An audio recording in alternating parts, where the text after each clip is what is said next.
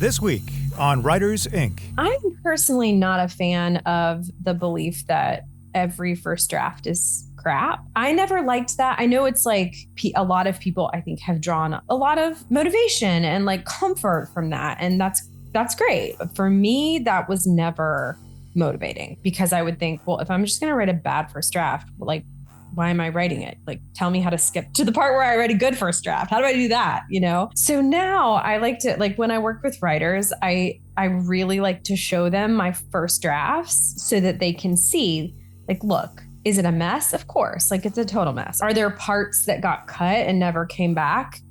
Definitely. Like, full characters, full plot lines.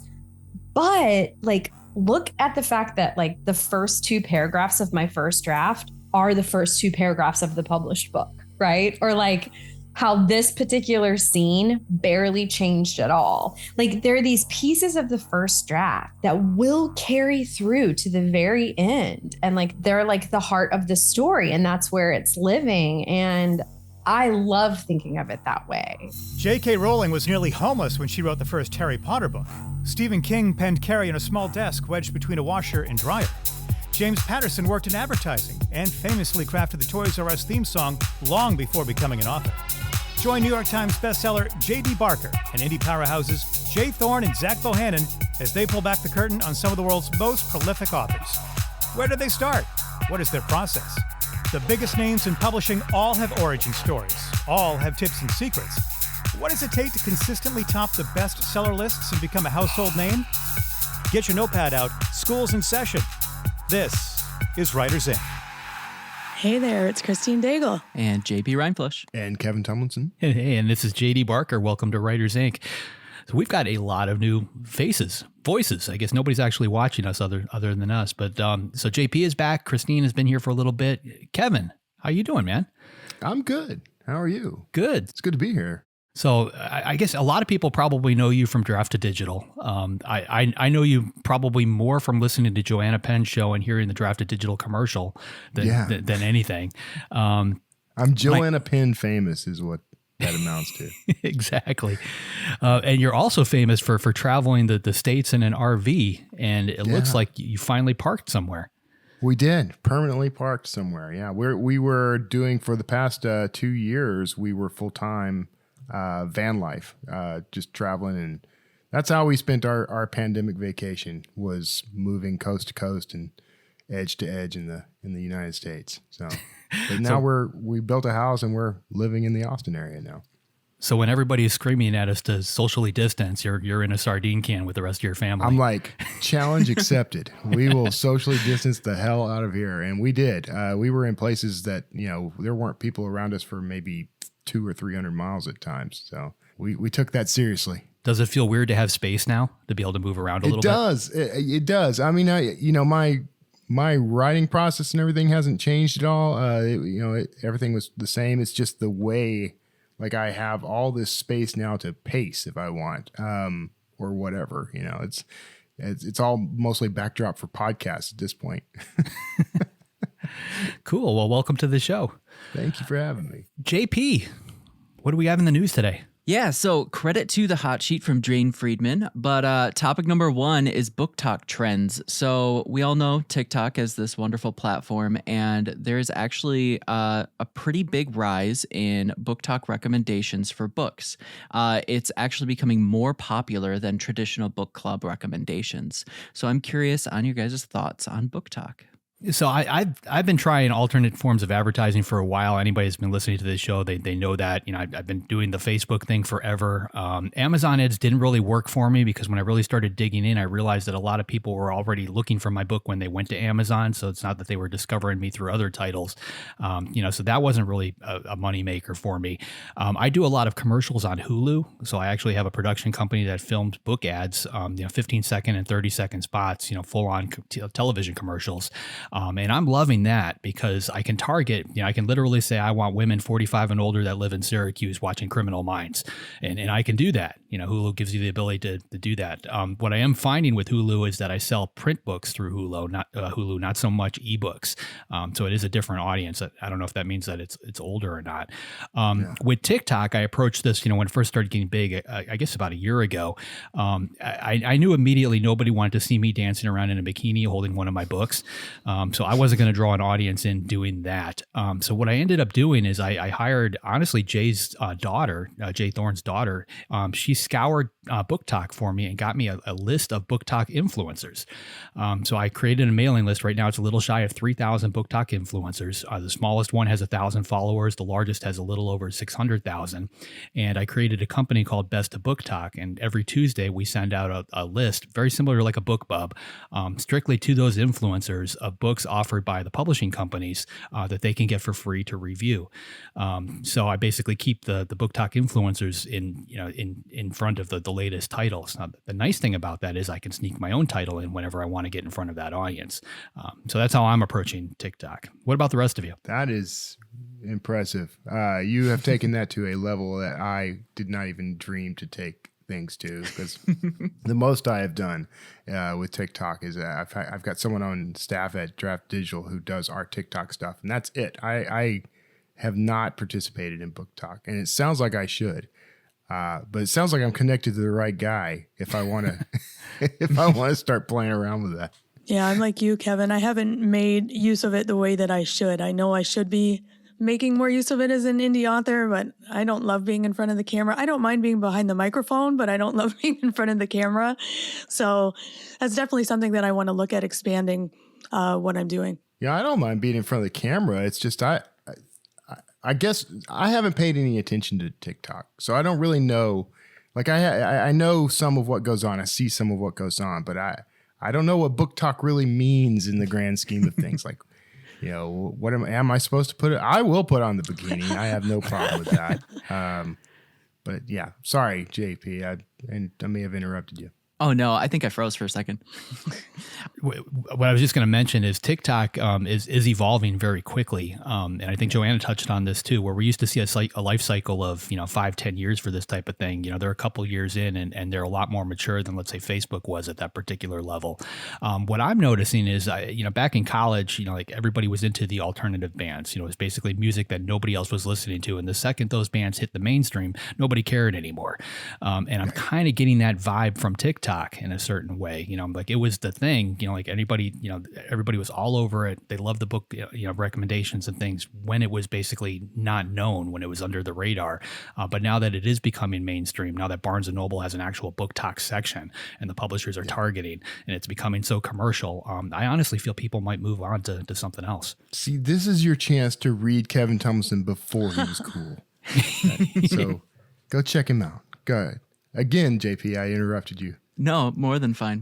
But yeah, that's actually one of the commentaries from the hot sheet was that, TikTok will reach a saturation point. And I'm pretty sure that at that point we'll eventually find a new platform. But it was interesting to see some of those sale trends from 2022 and seeing that BookTok drove the lion's share of fiction growth. And most of that was actually from older titles. I find it funny because as a user of TikTok, that's pretty much where I bought all of my 2022 books. I would see recommendations from there and I would purchase it from TikTok, like looking for that author, looking for those names elsewhere. So I can really see how TikTok is a really good place to do some research, see what people are doing, and just try to emulate or adhere it to your own work. I can get on board with that.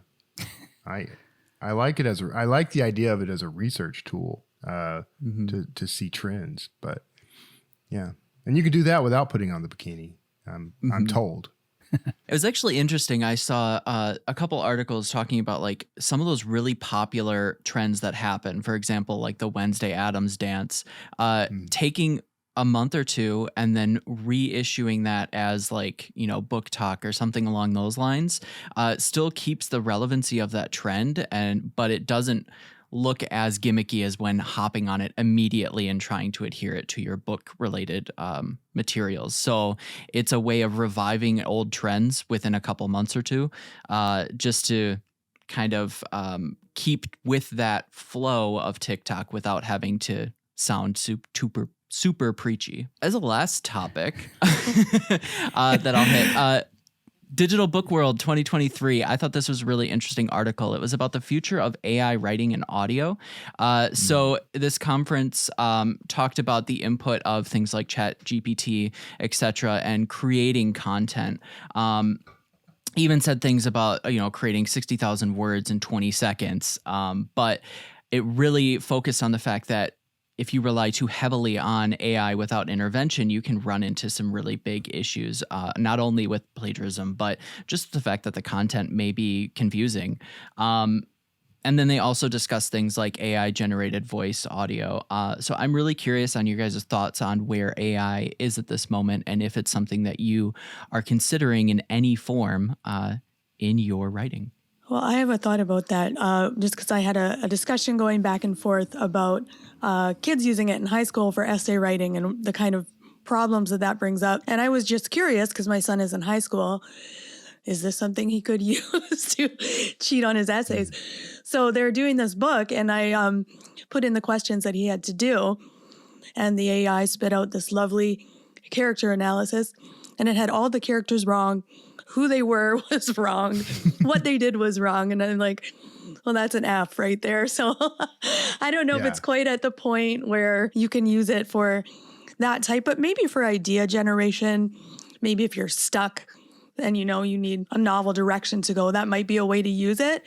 But all the times that I've played around with it to see how it actually writes, it's not there yet, in my opinion. Mm-hmm. No, I was going to jump. I'm coming at it from a very weird angle. So I'm having this conversation with a lot of different authors. I'm on the board with the International Thriller Writers, so I'm talking to that group about it.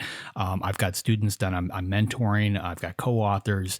I'm outlining a book right now where I'm brainstorming with James Patterson, a new title. And I've got Chat GPT open on another window, mainly because I want to try it. I want to see, what it's capable of doing. If I get stuck on a particular point, can I use this to somehow, spur a thought, something?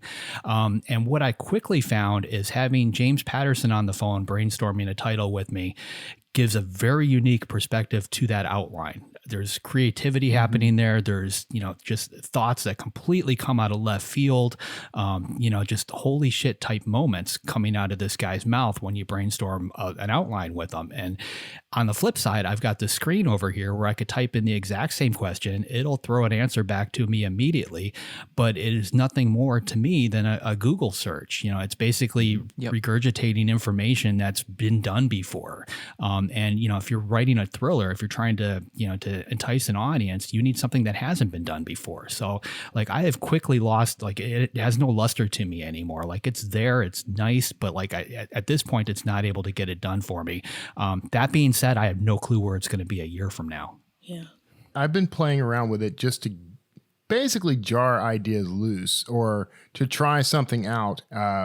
What I've done a lot is I'll ask it to generate something like give me some ideas on, give me an idea, and it'll throw something at me, and I'm looking at it and thinking, that's the bones, but it's not where I would take that story. And so it's a spring point for me where I can just start refining that idea. But it does help me get past, I don't typically have this issue, but it does help me get past, where do I go from the blank page problem, I want to write something, but what do I want to write? And it does help me kind of leap right past that and at least get moving.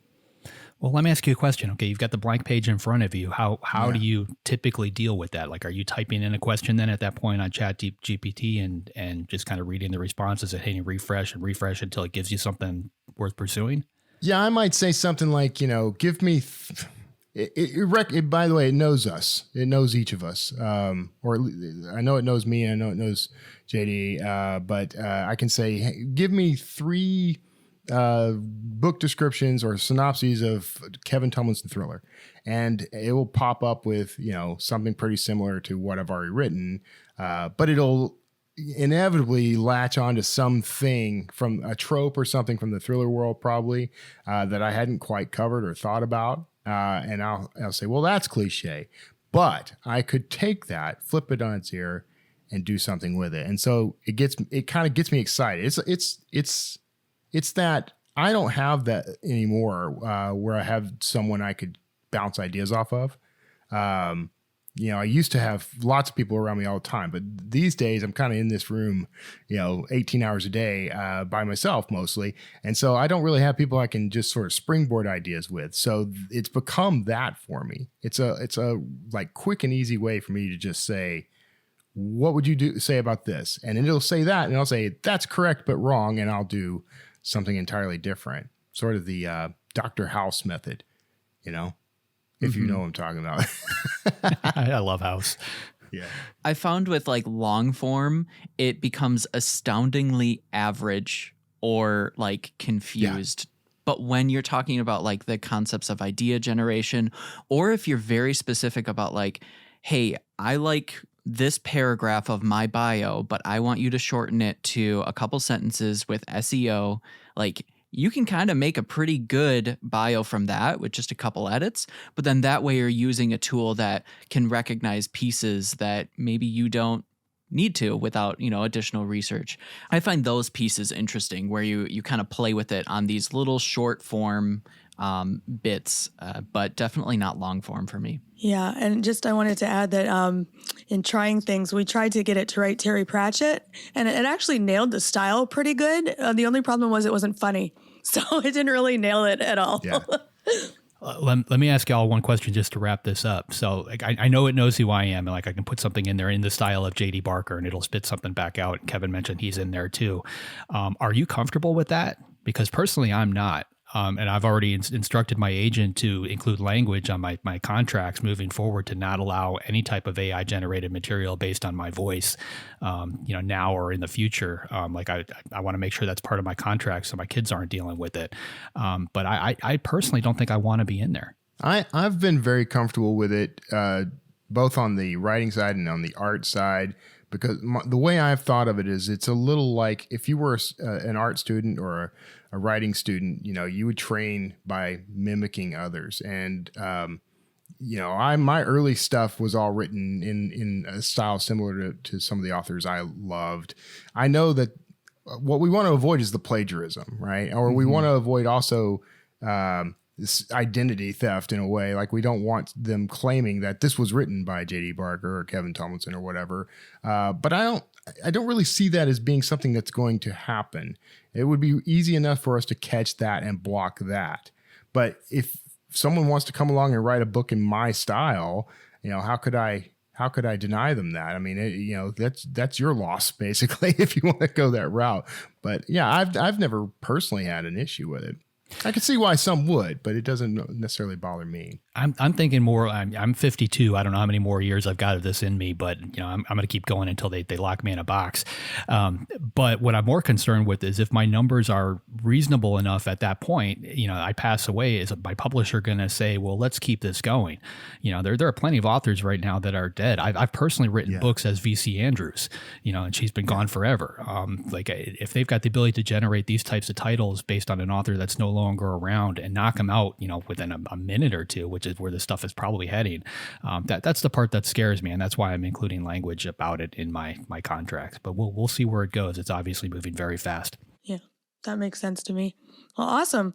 So, JD, who's up this week? This week, we've got Mary Adkins coming on. She's a former lawyer and Yale law student graduate turned writing coach. She's with HarperCollins and has a podcast called The First Draft Club. She's going to offer up a couple of tips to help us all get past that blinking cursor.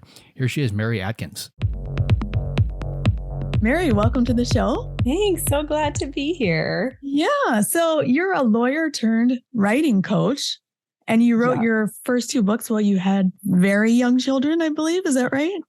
Yes. My first book I wrote actually before I had a baby, but it did come out when he was a few months old. So I did like a book tour with a several month old child, which was its own experience. And then my second two books I wrote shortly after that. So one of them I worked on. One of them I actually wrote the first draft of on my maternity leave, because it sold the night that I had my son. Actually, I got the email that the book had sold while I was still in my hospital bed. That's a big eventful day. It was a huge eventful day, like the most exciting 24 hours, ever. But then I had to write it because it had sold on proposal. So I wrote it on had a full-time job. So I wrote it on my maternity leave. And then the other one I wrote when he was like 2 and 3. Yeah, 2-ish, 3-ish. Wow. So do you have any tips from all of that and juggling the creative life with parenting and day job responsibilities and all of that? I mean, I guess the weirdest takeaway from all of that, I think probably the biggest learning experience in all of that was the second novel that I wrote and published, which was during the maternity leave, because my first one I had written over the course of 6 years, and I wasn't a mom yet. And I just, looking back, I had the luxury of just a lot of time, and I didn't, because I tutored at night. And so I really was making writing my priority. So I had hours a day to focus on writing. And because of that, it's like, I think it's called Parkinson's law, that idea that like work spans to fill however much time you give it. For me, it's definitely true with packing. Like if I give myself a week, I will take a full week to pack. If I give myself an hour, I'll manage to pack in an hour, So I think that I don't know, maybe that's truly what I learned from this, because that novel I wrote, that first novel before I had a kid, I wrote over and over again over the course of years. I mean, I'm sure I devoted thousands and thousands of hours to it. And then the second novel, I just didn't have that luxury. Like I was nursing. I only had a couple hours a day of childcare because that's all we could afford, but also because it was a newborn. Like I didn't want to just be gone all day with a newborn, like a true newborn. I mean, he was like 3 weeks old. So I just it was like, okay, if I'm going to do this, I have to do it in 2 hours a day. I don't have more than that. And I still managed to do it. And it's interesting too, because looking back, I recently did a little writing contest for some of the writers I work with, where some of the prizes were annotated copies of my novels. So I had to go back and annotate my novels, all 3 of my novels. And it was really interesting to go back after a few years and actually read them, because I was surprised how much I liked that second one. Like in some ways it felt like my best one. And that was the one that I wrote on my maternity leave in like these 45-minute increments between nursing and being underslept. And so I don't know, I guess all of that's to say, I think it's really, having a writing career while having a little kid has been, I think, a good lesson in how we don't always know how to produce, like the assumptions we make about how good writing is produced are often wrong. Like you don't have to spend hours and hours a day. You don't have to be well slept. Like some of my best writing is when I'm just like in a stupor on a few hours of sleep. And I actually find this liberating, because it's like, you're not going to ever have the perfect conditions. And I guess the point is that even if you did have the perfect conditions, that wouldn't necessarily make your writing better. No. And, I've heard that from other writers that, when they had a day job, they only had 2 hours, they were so productive. And then when they've left their day job, they're not really doing any more work than when they had those 2 hours in the day job. So, yeah. Yes, exactly. Yeah. I feel like I've heard the same thing. Yeah. Yeah. Time constraints and pressure are useful sometimes, I guess. I absolutely think so. And it's, there's one story I have of a writer I've worked with I think it's so inspiring. So she's a doctor and works in a hospital, and she she has 2 little girls. She's a mom too. So she was reading a lot of like Judy Blume books and stuff to her kids. And as she was reading these stories that she hadn't thought about since she was a kid, she started, like, her creative juices started flowing, and she had this idea for a middle grade novel. And she was like, I don't have time for this. It was also during the pandemic. So she's like, I don't have time for this, between parenting and being a medical professional during a pandemic. Yeah, exactly. Yeah. But she ended up writing it on the notes app of her phone at the hospital, like between patients. Like when she was just taking breaks, she would just like dictate or type into the notes app of her phone, and she wrote the whole novel that way. And I I just love that story so much. I find it so inspiring because to me, it's just like, if she can do that, then any of us can do anything. Yeah. Right.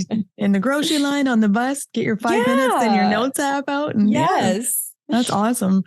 So speaking of doing things the right way or not in a writing career, early on in your career, you applied to MFA programs twice and got accepted, but you didn't enroll. Right. So I'd love to get your perspective on how a creative writing MFA relates to publishing, what an MFA will and won't get you, and any other insights about that journey you might have. Oh, great. I love to talk about you'll have to shut me up. I could talk all day about this. I actually applied 3 times, and the first time I didn't get in anywhere. And the second 2 times I did, and both times just ended up deciding not to go.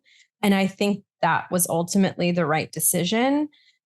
It's really interesting.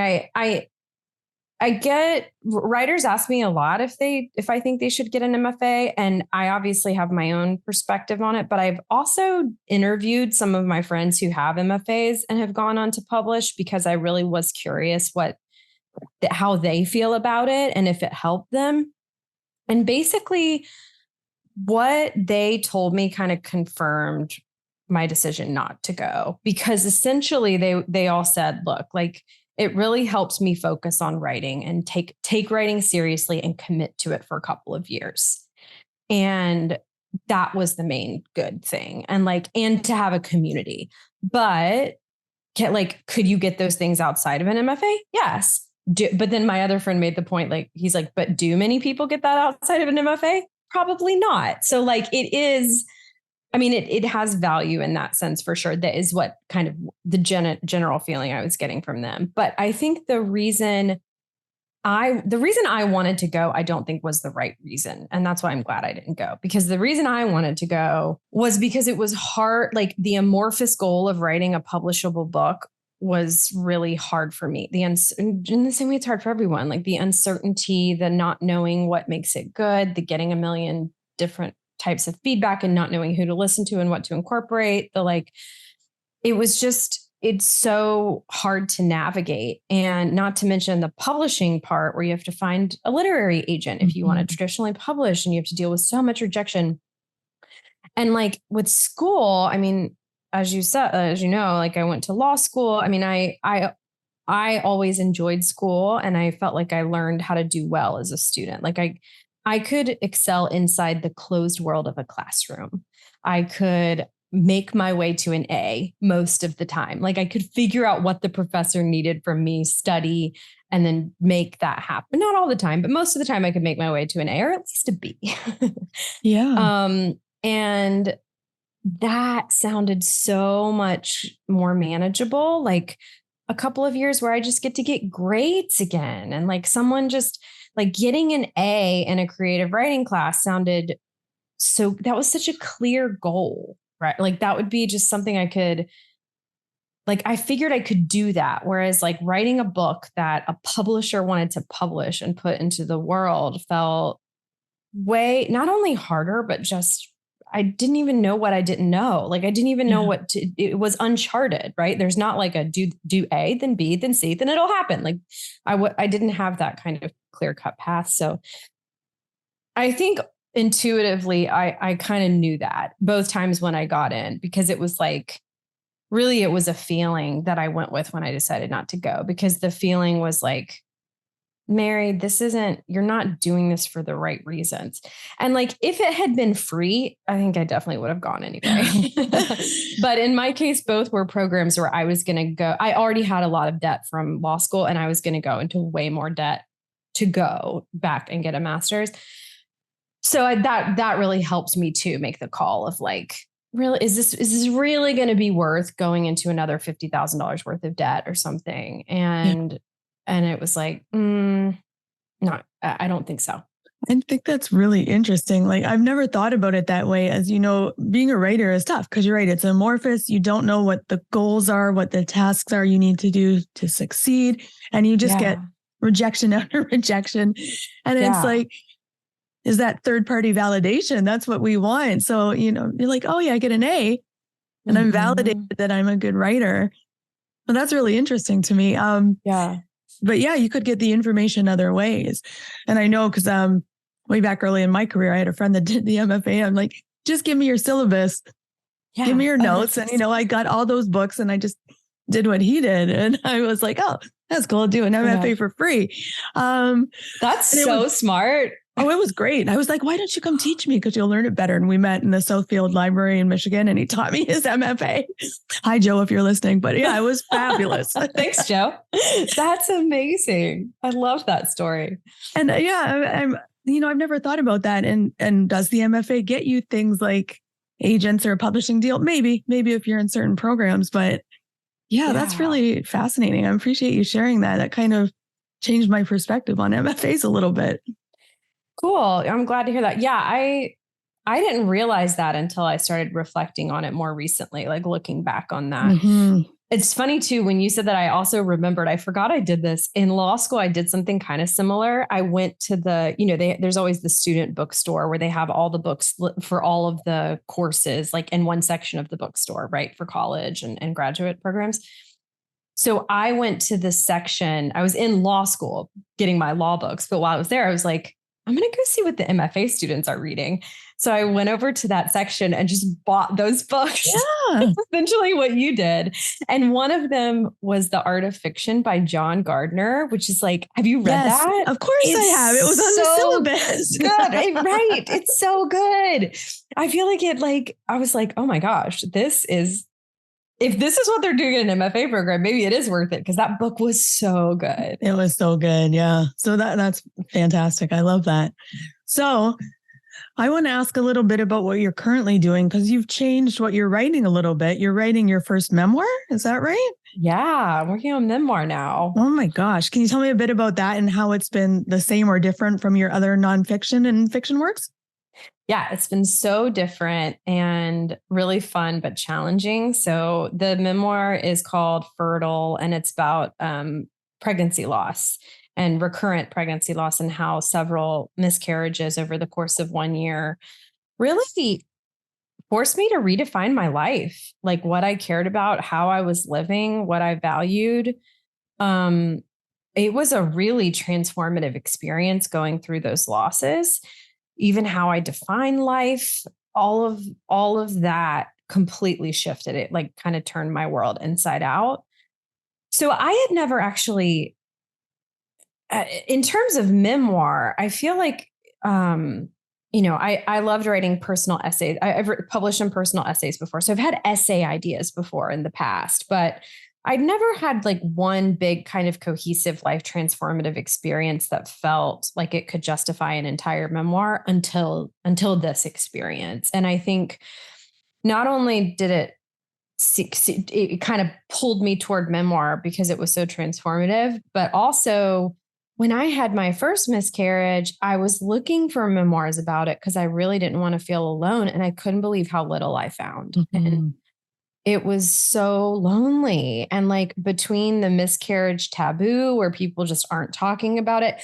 I mean, when I had my first miscarriage, I thought I didn't know anyone who had had one. Like that's how bad the taboo is. And then of course I started finding all these people, they're like, I had one. They just had never told me.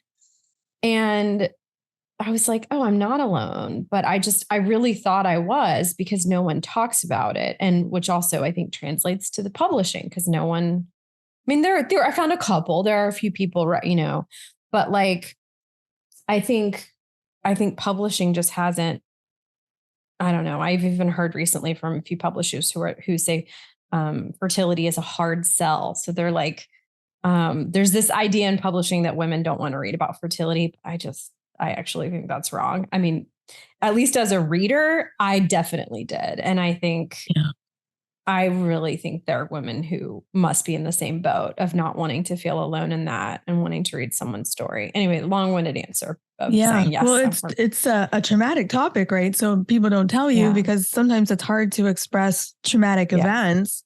And writing about that, how do you write about trauma without re-traumatizing yourself? Yes. I'm almost embarrassed at how ignorant I was about that going into this. because I had not done that before. I had not written about trauma before. And so I thought, oh, it'll be great. It'll be cathartic.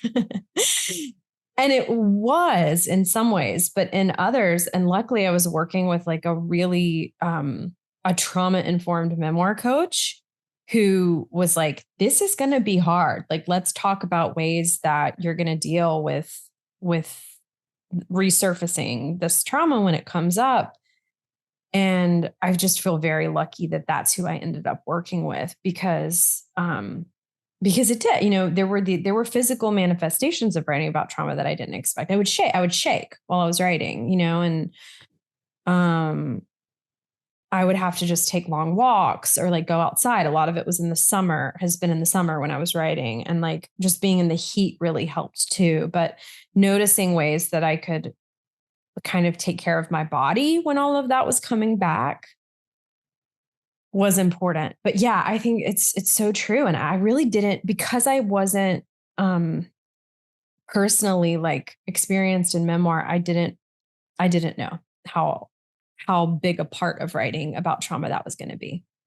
Yeah, I think that's a good tip. I know the couple of times when I've tried to do that from real experience, it's either I can't get into it stays too shallow, or it's like, I can't do this because it's too much. So yeah, I guess working with someone like a writing coach or someone who is experienced with trauma when you're going through that and things resurface. Yeah. Pretty helpful.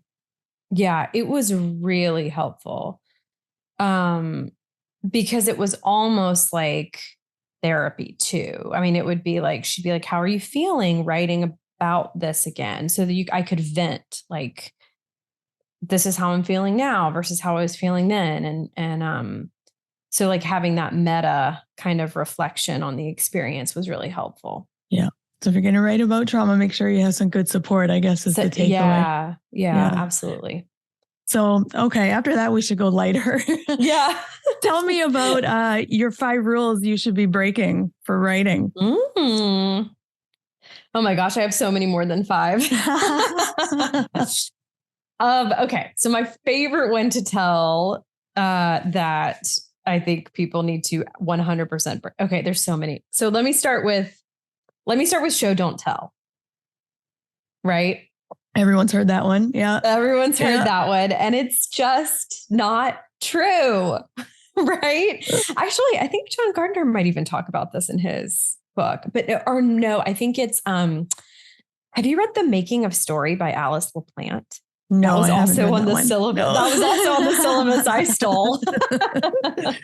And she has this part, it's really good. But she has this chapter in there on how great authors show and tell. Like every author really shows and tells. It's not show, don't tell. Like there's a lot of telling because you can't show everything. I mean, if you showed everything, it would be like a movie. It would be a screenplay, right? It'd be like, we would just be inferring what was going on in the characters' heads. So the beauty of prose is we can get in their heads and we can tell the reader what's going on in their head. Like sharing their thought is a form of telling. And that was revolutionary to me. I loved reading that. So I really, Alice LaPlante is her name, if anyone wants to check out that book, but that presentation of how it's not show, don't tell, it's show and tell. And the challenge is just to figure out when to show and when to tell was so liberating for me. I loved that one. Another one is don't write, is that a writer writes every day. Oh, I hate that one. That one tormented me for years. And then I heard Cheryl Strayed being interviewed on a podcast where she was asked about that. They're like, they say a writer writes every day. Do you write every day? And she said, like, God, no. She's like, she called herself a binge writer. She says like when she has an idea, she's really excited about something. She's like, I just write obsessively. So yes, every day probably. And she's like, but then when I'm not, or when I finish the draft, she said, there are months and months go by where I'm not writing. And like, she's still a writer, so that just really liberated me. After that, I stopped thinking I needed to write every single day, even if I wasn't inspired or working on something. Yeah. Yeah. I like that one. That's a great tip. Yeah. Okay. Let's see. What's another one? I'm personally not a fan of the belief that every first draft is crap.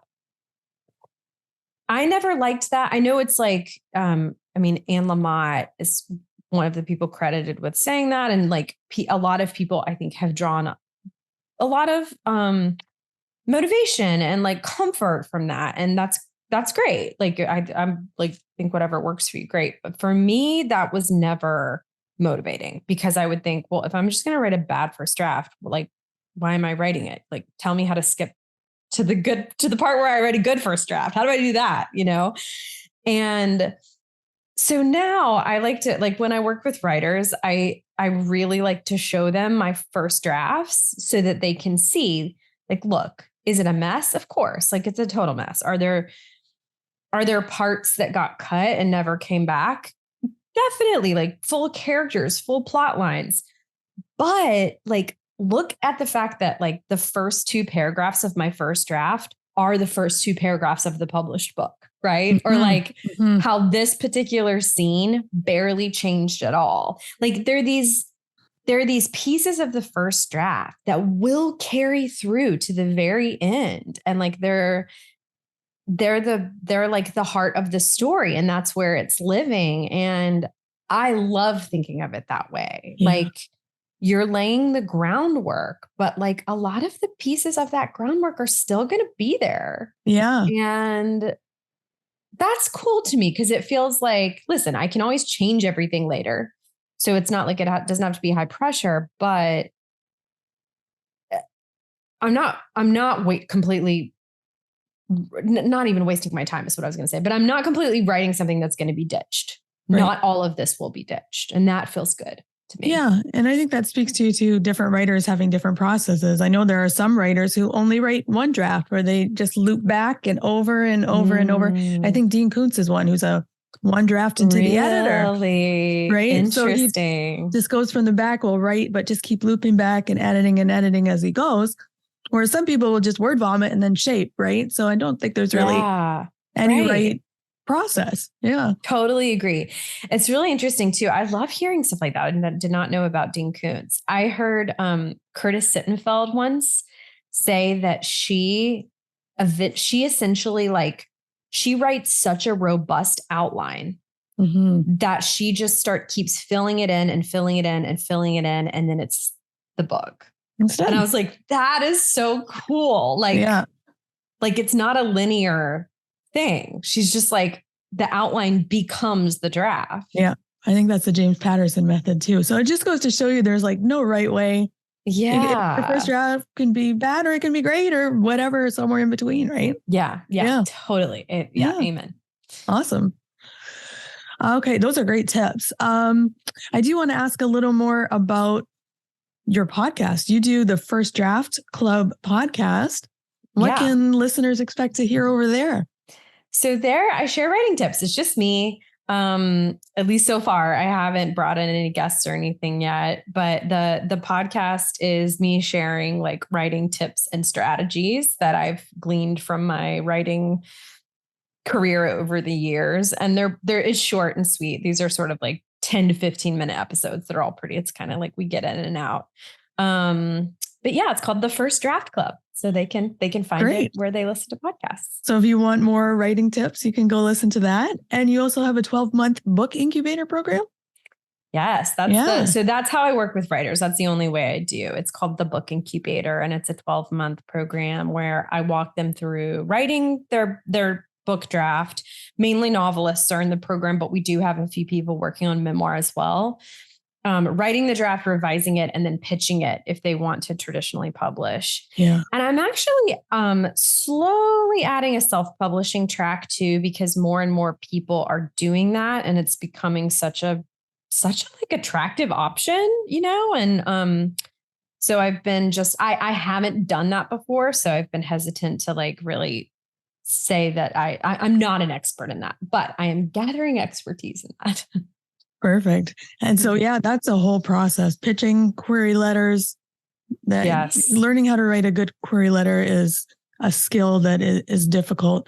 That could be a whole podcast episode. It really could. Do you have a top tip for writing a good query letter? I think the key, short. Shorter is better. Yeah. Maybe that's the Keep it most short. important thing is probably that. Because I think I was trying to think of like what the most common mistake I see is, and I think it's long. It's people like writing 4 paragraphs about their book or something. And it's like, you actually don't want to do that in the query letter unless they ask you to.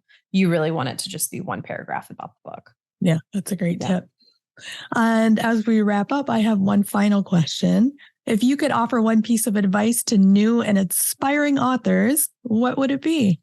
I love this question.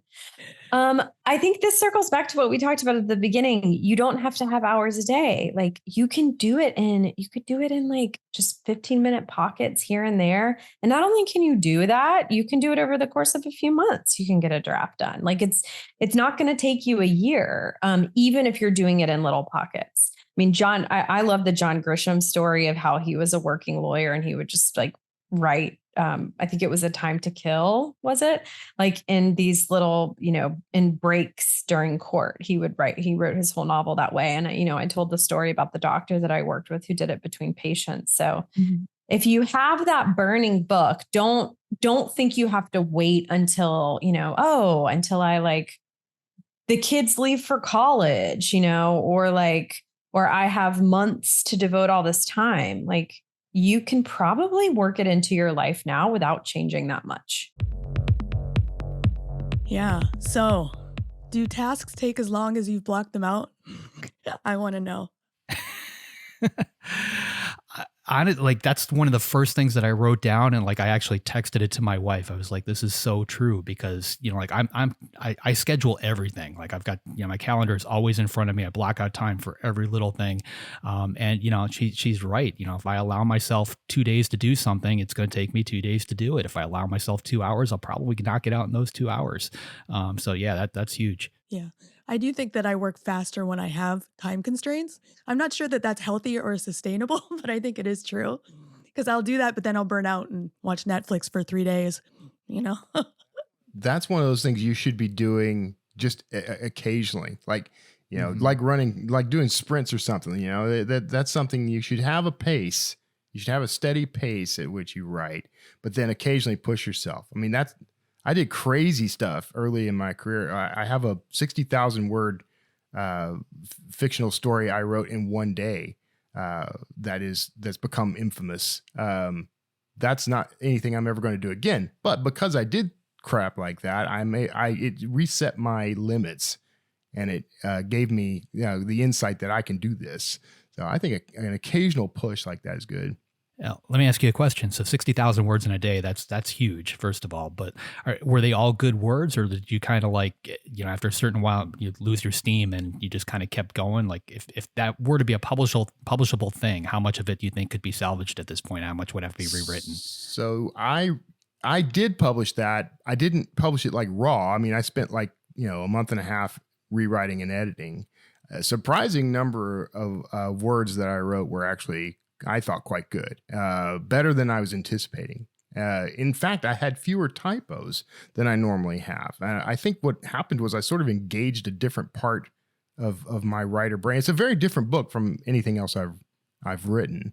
But yeah, I think you're going to get varying results when you do things like that. And some of what you write isn't always going to be publishable, but that's what rewrite's for. So I made the book better on edit, basically.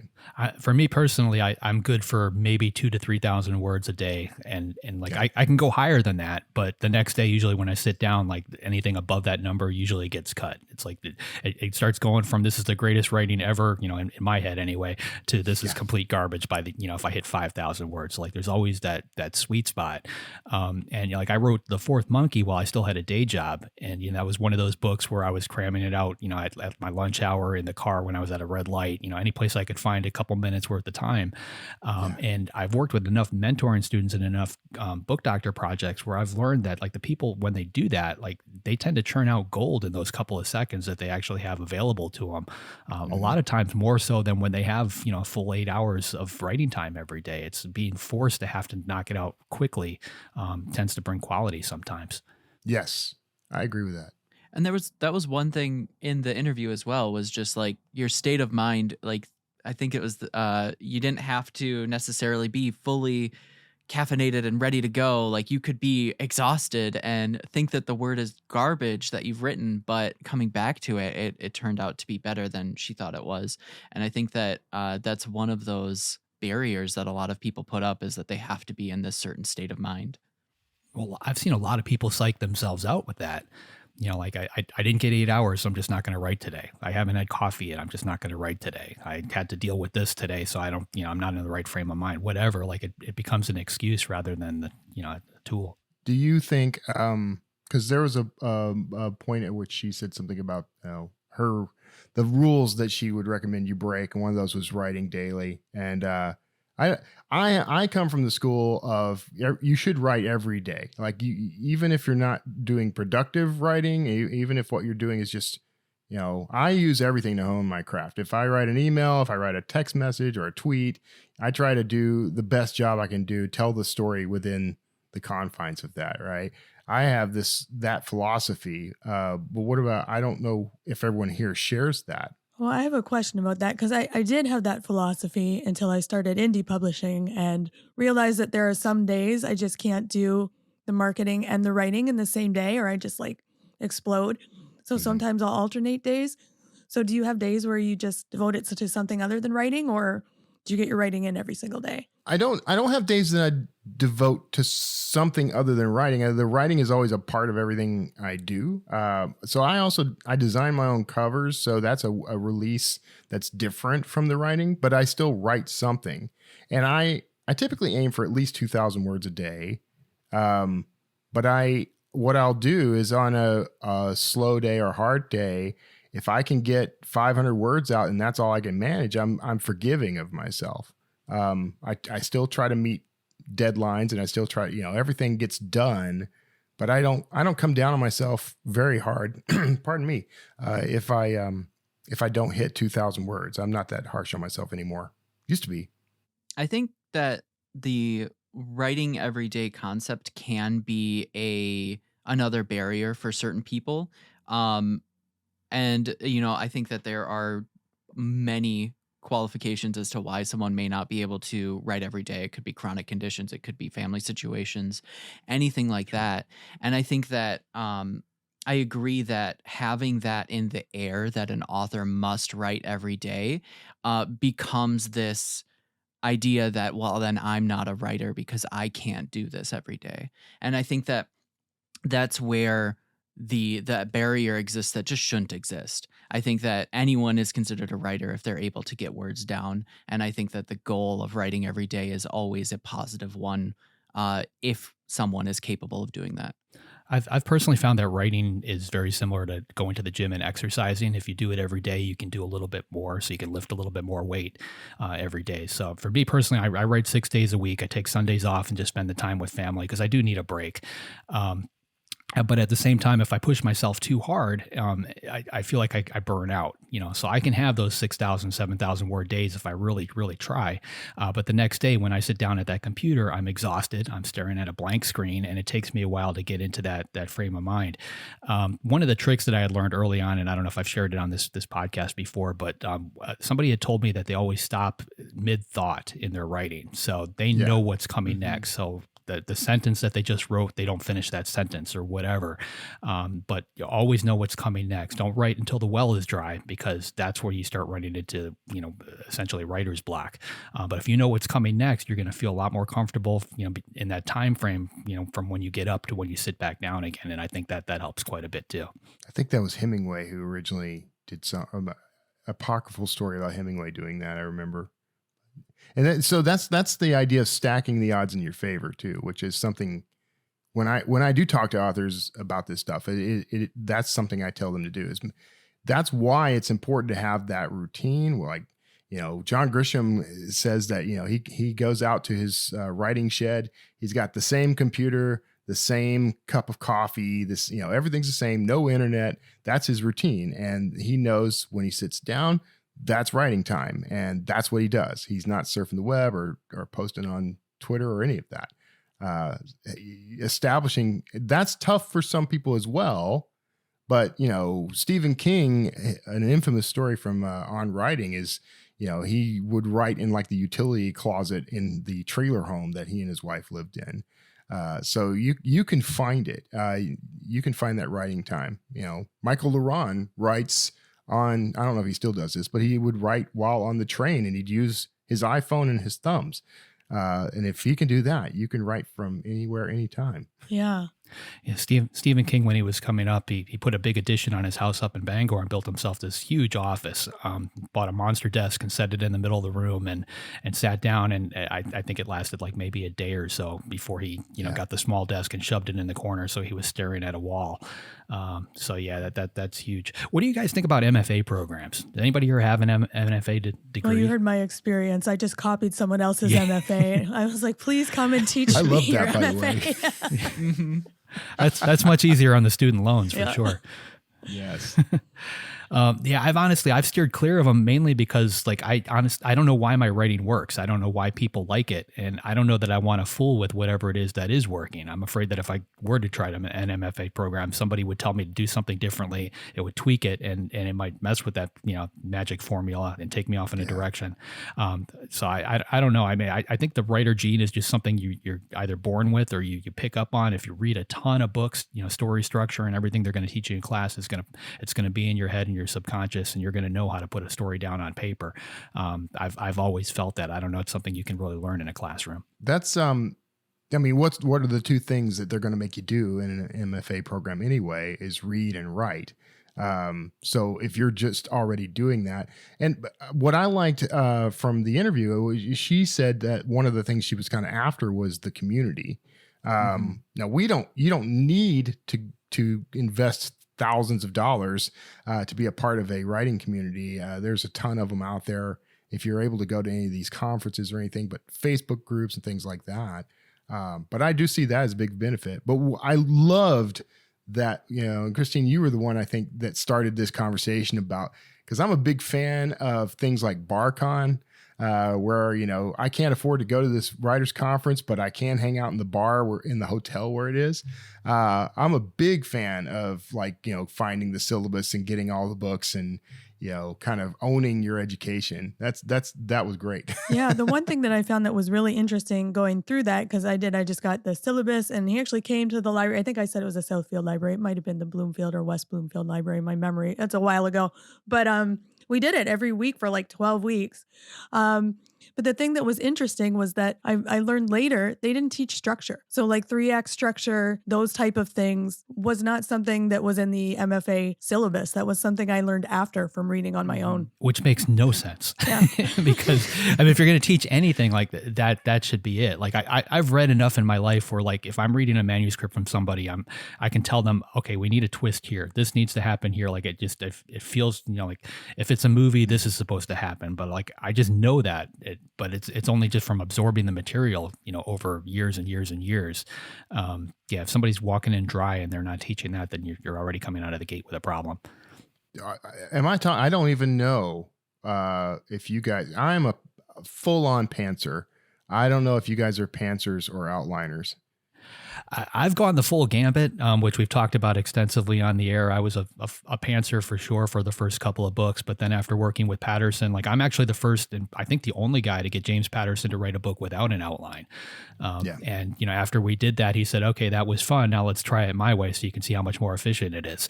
And he handed me an outline, and he was right. We ended up blowing through the book. There were very few changes. He basically had everything other than the ending, and we rewrote that ending 5 or 6 times. But that was mainly because there was already a production company and a studio involved, and we had to make sure everybody was happy. But he, normally if I pants a novel, there's 30 to 50,000 words on the cutting room floor by the time I'm done, because I have to feel everything out. With an outline, it's more like the Dean Koontz method, which you talked about. I review what I wrote the previous day, I polish it, and then I move on with the new writing. And by the time I get to the end of the book, I'm done. I don't have a second draft. I don't need to. And that's becoming more efficient as I dig deeper into the outlining process for me. And everybody is so different. Mm-hmm. What about you guys? Well, we've talked about before, I was a hardcore outliner. I tried to move more to the middle to be a hybrid, looser outliner so that I had more room to pants. And because I write serial fiction, that's kind of necessary. You kind of have to be a little bit more of a hybrid writer. But for the novels, I've moved back to the outlining. It just works better for me.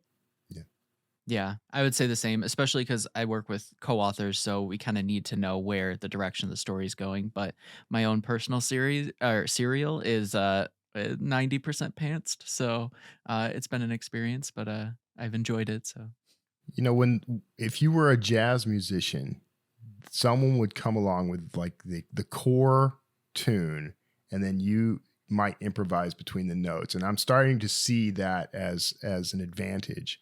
I've got an outline I'm working on, and there's others I'm going to work on. I'm no good at it yet, so I am looking to learn that skill. But I can see the advantage. Having done some co-authored stuff, I can now see the advantage of having an outline.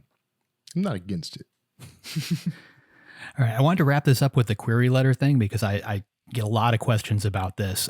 One of the things that I see people do regularly that is a big no-no, they jump on Google and they type in perfect query letter, something along those lines, and it gives them that particular formula that we see over and over again, and it just tells you where to put your text. Don't do that, because you need to think about this from the agent standpoint. And I've talked to my agent about this extensively. When she walks in on a Monday morning, she's got 400 to 1,000 emails in her inbox, and they're all in that same format. And she's quickly, think about yourself in the corporate world. If you work in that world, going through your Monday morning inbox, she starts to read it, hits delete, hits delete, hits delete. Before she knows it, she's deleting stuff before she even reads it. So that doesn't work. You need to catch people's attention. To give just a quick example, I had somebody who sent me their query letter. I helped him rewrite it after he told me that he worked security, and he changed the first line of his query letter to read, "I carry a gun in New York." Like, that is a showstopper, because if you're going through your inbox and you run into that in the first line of that email, you're going to stop to see what the rest is about. So personally, when I work with authors on query letters, I try to find some little tidbit, something like that, that's going to cause whoever's reading it to pause and say, huh? And keep going. So just wanted to throw that out there. Yeah, I definitely think that first line is so important to catch attention. And like Mary said, keep it short, because they have to be skimmable. Agents don't have a lot of time. You got to catch attention quickly and then let your writing speak for itself. This is copywriting 101, by the way, which was for decades was my full-time career. And I still do all the marketing stuff for D2D and everything. So yeah, you're basically study copywriting. I mean, if you can master the art of great copywriting, great persuasive writing, they teach you all those things: how to open an email, how to basically force someone to open an email. Those tricks work on the human beings who are also agents. I mean, you're just writing for you're writing for a specific audience, just like you would as a professional copywriter. So it's a good skill to cultivate. So you should put an emoji in your subject line, huh? Is that like... Put emojis, misspell everything. Maybe don't use AI for this one. Maybe not. If you're going to use AI, and this is the last thing I'll say about AI in this particular show, if you're going to use AI, don't trust AI. Use AI to give you some roots, some foundation, but apply skill to it. It would be ridiculous to just hand over something that ChatGPT spit out in 60 seconds. I mean, spend the time to go through and ask yourself the questions that matter. Does this make sense? Does it do what I need it to do? Is it going to get me further along? And if you can kind of finesse all the words in that way, there's nothing wrong with using ChatGPT or something else to generate a first draft. But that's what it should be, is a first draft, not your final draft. Yeah, I agree. Awesome. All right. Great conversation. So JD, who's up next week? Next week, we're going to have some fun. We've got CJ Tudor coming on. She's a best-selling author of The Chalkman, numerous other novels. Her latest one is called The Drift, and it releases January 31st. Great. If you'd like to be notified as soon as new episodes publish, make sure you go to writersincpodcast.com and sign up now. We'll see you next week, and have a great week of writing. Thanks for listening to this episode of Writers Inc. Access the show notes and leave a comment at writersincpodcast.com.